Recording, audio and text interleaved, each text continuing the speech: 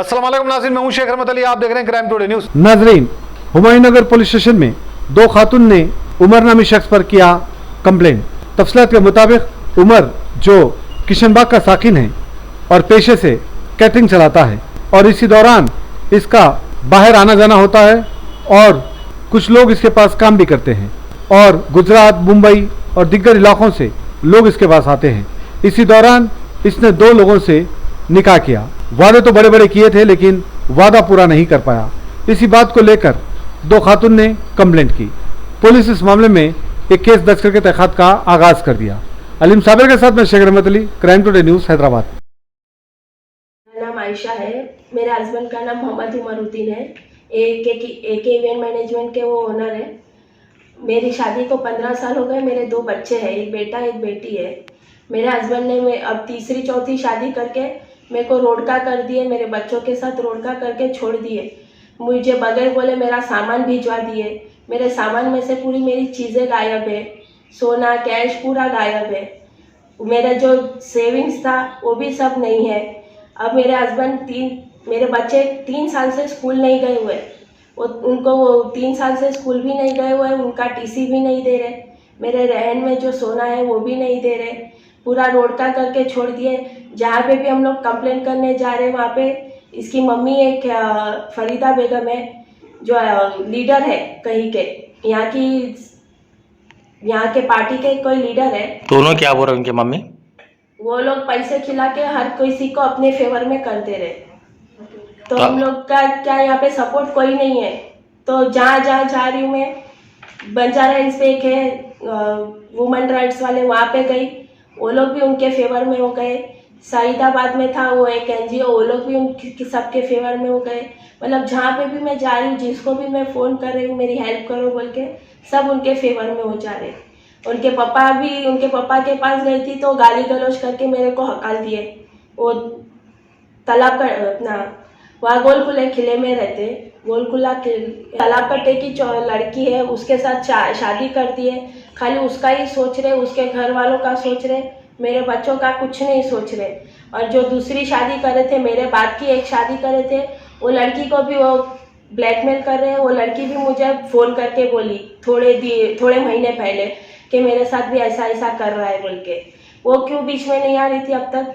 क्योंकि मेरे बच्चे हैं ना, हम लोग साथ में रह रहे बोल के वो इन्वॉल्व नहीं कर रही थी।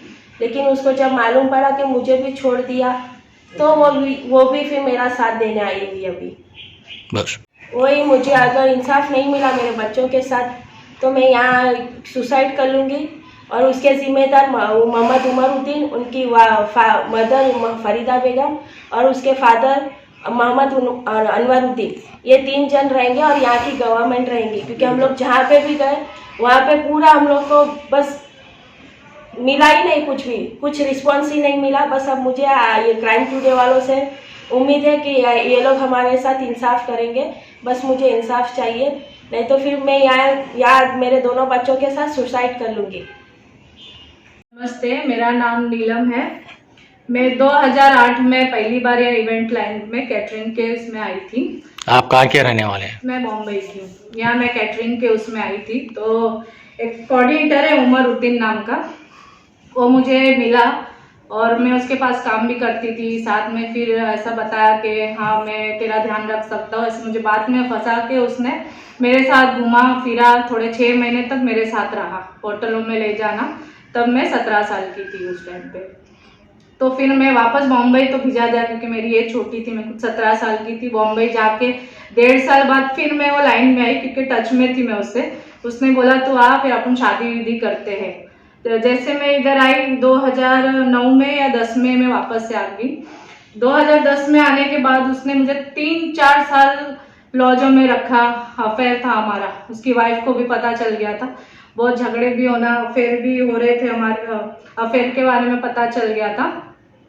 तो कभी उसके घर वालों के साथ में रखता था, कभी माँ के घर पे लेके जाता था, कभी बाबा को मिलाने लेके जाता। मतलब पूरे उसके खानदान वाले के सबके घर पे मैं रह के आई हूँ।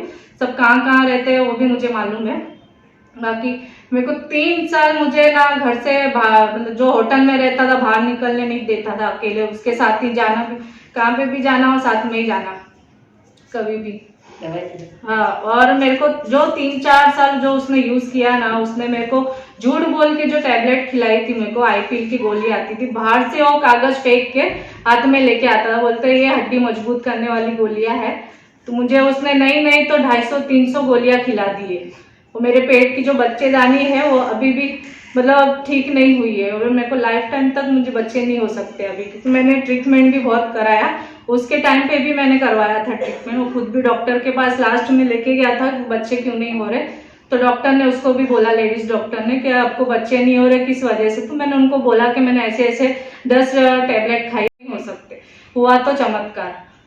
फिर उसने डर के मारे फिर मेरे से शादी की। 3-4 साल बाद उसने मेरे को शादी की, वो भी ये बोल के कि मैंने को उसने यूज किया। किसी ने उसको बोला कि निर्भया केस बनता है, उस टाइम पे निर्भया केस नया था, तो उसने बोला निर्भया केस ना बने, इसलिए उसने मेरे को शादी की।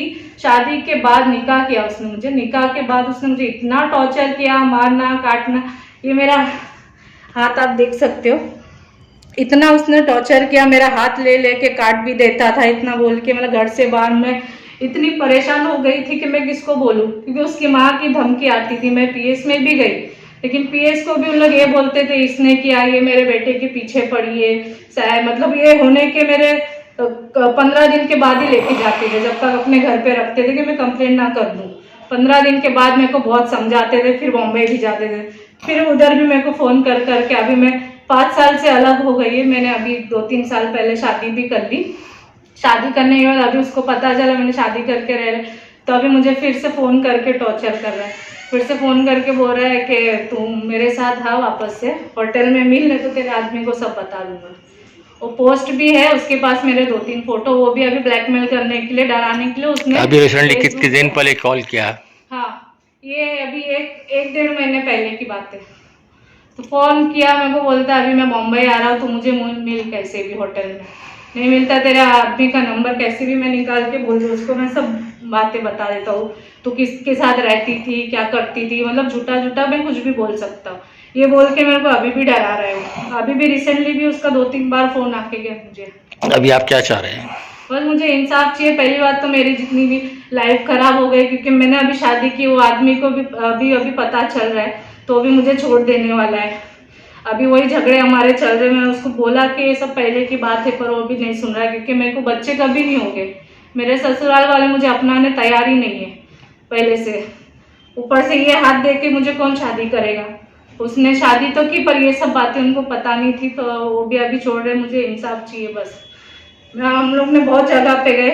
मैंने इसकी वाइफ को भी फोन, आयशा नाम है उनकी वाइफ को, जो पहली वाइफ थी, मतलब दूसरी एक्चुअली हो, पर मुझे लगा अब तक पहली थी। तो मैंने उसको भी फोन करके बोला देख तेरा आदमी मेरे को अभी भी टॉर्चर कर रहा है। तो वो भी शौक हो गई, बोलती ठीक है मैं कंप्लेंट करने जाती हूँ, तू भी मेरे साथ चल। मैं बोला ठीक है, क्योंकि मेरी लाइफ भी खराब हो रही है। मेरा ऐसा हाथ खराब हो गया, मेरे को 1000 जन रोज पूछते हैं क्या कर रहे हो, उसके वजह से ही सब हुआ।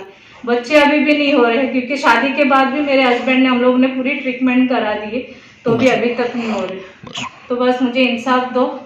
ये क्राइम टुडे के उसमें बस मुझे इंसाफ चाहिए। मैं ये भैया है, उसकी वजह से हमको थोड़ा लग रहा है कि अभी इंसाफ मिला। हम लोग ने बहुत जगह पे ट्राई किया, पर कोई साथ नहीं दे रहा है।